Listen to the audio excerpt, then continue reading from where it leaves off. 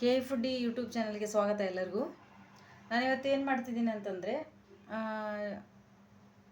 ಜಾಸ್ತಿ ಅಡುಗೆ ಎಲ್ಲ ಮಾಡಿದಾಗ ಆಲ್ಮೋಸ್ಟ್ ಸ್ವಲ್ಪನಾದರೂ ಉಳಿದಿರತ್ತೆ ರಾತ್ರಿ. ಅದು ರೈಸ್ ಆಗಿದ್ದರೆ ಅದನ್ನು ಬೆಳಗ್ಗೆ ಚಿತ್ರಾನ್ನ ಮಾಡ್ಕೋಬೋದು, ಪುಳಿಯೋಗರೆ ಮಾಡ್ಕೋಬೋದು, ಮತ್ತು ಇನ್ನು ಲೆಮನ್ ರೈಸ್ ಮಾಡ್ಕೋಬೋದು. ಆ ಥರ ಚಪಾತಿ ಅಥವಾ ರೊಟ್ಟಿ ಎಲ್ಲ ಉಳಿದಿರುವಾಗ ನಾವು ಈ ಥರದ್ದೊಂದು ರೆಸಿಪಿ ಮಾಡಿಕೊಂಡು ನಾವೆಲ್ಲ ಊಟ ಮಾಡಿದರೆ ಚೆನ್ನಾಗಿರತ್ತೆ. ಅದನ್ನು ಕೆಲವರೆಲ್ಲ ನಾಯಿಗೆ ಹಾಕ್ತಾರೆ, ಕೆಲವೊಬ್ಬರು ಡಸ್ಟ್ ವೇಸ್ಟಿಗೆಲ್ಲ ಹಾಕಿಬಿಡ್ತಾರೆ. ಅದು ಇವಾಗೆಲ್ಲ ಎಷ್ಟು ಕಷ್ಟ ಇದೆ ಅಂತ ಗೊತ್ತಿರೋದೆ ಎಲ್ಲರಿಗೂ.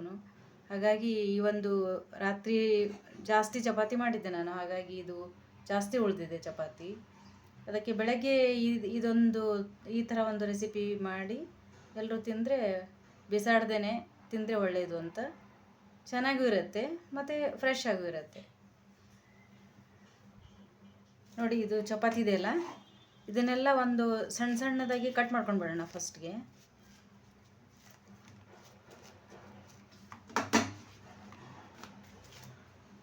ನೋಡಿ, ಈ ಥರ ಕಟ್ ಮಾಡಿ ಸಣ್ಣ ಸಣ್ಣದಾಗಿ ಕಟ್ ಮಾಡ್ಕೊಳ್ಳೋಣ ಇದನ್ನು.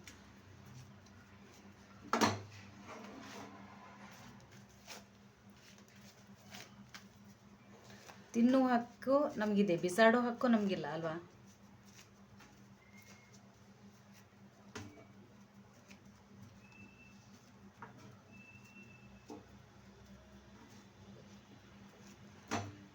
ನೋಡಿ, ಈ ಥರ ರೊಟ್ಟಿ ಆಗಿರ್ಬೋದು, ಜೋಳದ ರೊಟ್ಟಿ ಆಗಿರ್ಬೋದು, ಚಪಾತಿ ಆಗಿರ್ಬೋದು, ಈ ಥರ ಒಂದು ಜಾಸ್ತಿ ಉಳಿದಿದ್ರೆ ಈ ಥರ ಒಂದು ಮಾಡ್ಕೊಂಡು ತಿಂದರೆ ಚೆನ್ನಾಗಿರುತ್ತೆ. ಫುಡ್ ವೇಸ್ಟ್ ಆಗಲ್ಲ. ನೋಡಿ, ಇದನ್ನು ಈ ಥರ ಚಿಕ್ಕ ಚಿಕ್ಕದಾಗಿ ಕಟ್ ಮಾಡ್ಕೊಂಡಿದ್ದೀನಿ ನಾನು.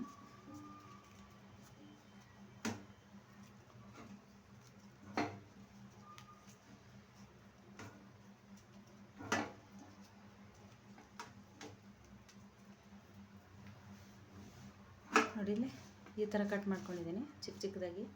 ಮತ್ತು ಇದನ್ನು ಸೈಡ್ ಇಟ್ಕೊಳ್ಳೋಣ. ಈಗ ಇಲ್ಲಿ ಒಂದು ಚಿಕ್ಕ ಟೊಮ್ಯಾಟೊ, ಒಂದು ಚಿಕ್ಕ ಈರುಳ್ಳಿ ಮತ್ತು 2 ಮೆಣಸಿನ್ಕಾಯಿಯನ್ನು ತೊಗೊಂಡಿದ್ದೀನಿ ನಾನು ಇಲ್ಲಿ.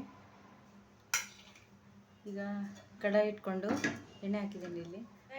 ಇಲ್ಲಿ ಎಣ್ಣೆ ಹಾಕಿದ್ದೀನಿ. ಸಾಸಿವೆ, ಸ್ವಲ್ಪ ಜೀರಿಗೆ,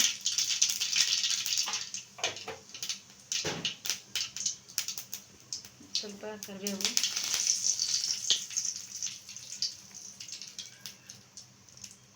ಹಸಿಮೆಣಸಿನಕಾಯಿ, ಈರುಳ್ಳಿ,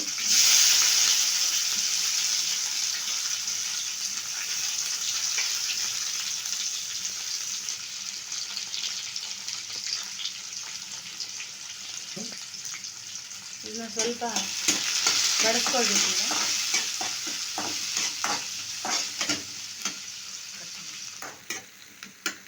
ತಗೊಳ್ಳಿ.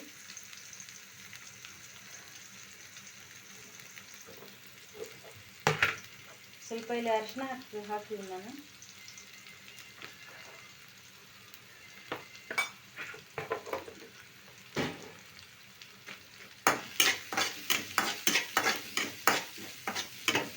ಸ್ವಲ್ಪ ಟೊಮ್ಯಾಟೊ ಹೆಚ್ಚಿದ್ದು,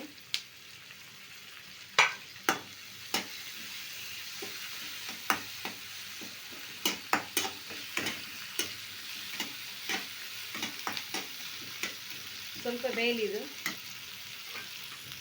ಚಪಾತಿಯನ್ನು ಇಲ್ಲಿ ಸಣ್ಣ ಸಣ್ಣದಾಗಿ ಕಟ್ ಮಾಡಿ ಇಟ್ಕೊಂಡಿದ್ದೀವಲ್ಲ, ಇದನ್ನು ಸ್ವಲ್ಪ ನೀರು ಹಾಕೋಣ. ಅದಕ್ಕೆ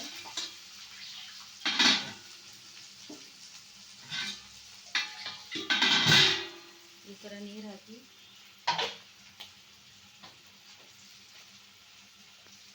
ಸ್ವಲ್ಪ ಇದು ಒಂದು 5 ನಿಮಿಷ ನೆನಿಲಿ. 2 ನಿಮಿಷ ಸಾಕು. ಇದ್ದೀನಿ.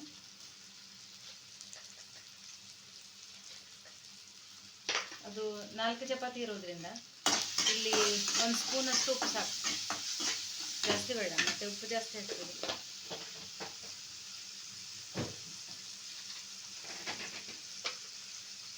ಸ್ವಲ್ಪ ಸಕ್ಕರೆ ಬ್ಯಾಲೆನ್ಸ್. ಮಾಡಲಿಕ್ಕೆ.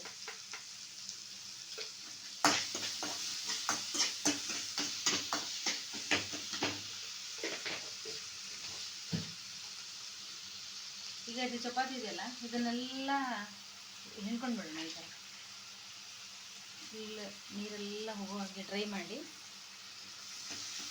ಇದನ್ನು ಹಾಕಿದ್ರೆ ಜಾಸ್ತಿ ನೆನೆಸ್ಬಾರ್ದು. ಇದನ್ನು ಸ್ವಲ್ಪ ನೀರು ಹಾಕಿ ತಕ್ಷಣವೇ ಒಂದು 2-3 ಸೆಕೆಂಡಲ್ಲಿ ತೆಗೆದುಬಿಡ್ಬೇಕು.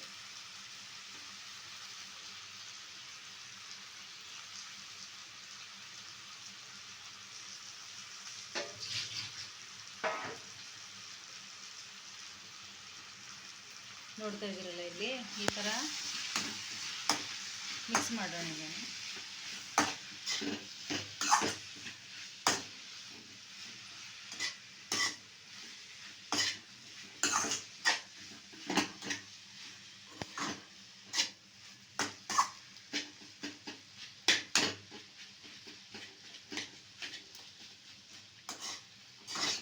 ನೋಡಿ, ಇದೆಲ್ಲ ಮಿಕ್ಸ್ ಆಗಿದೆ. ಈಗ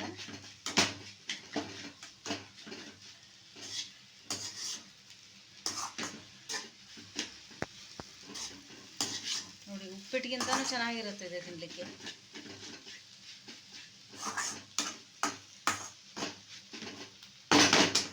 ಈಗ ಇದನ್ನು ಸ್ವಲ್ಪ ಒಂದು 2-3 ನಿಮಿಷ ಈ ಥರ ಮುಚ್ಚಿಬಿಡೋಣ.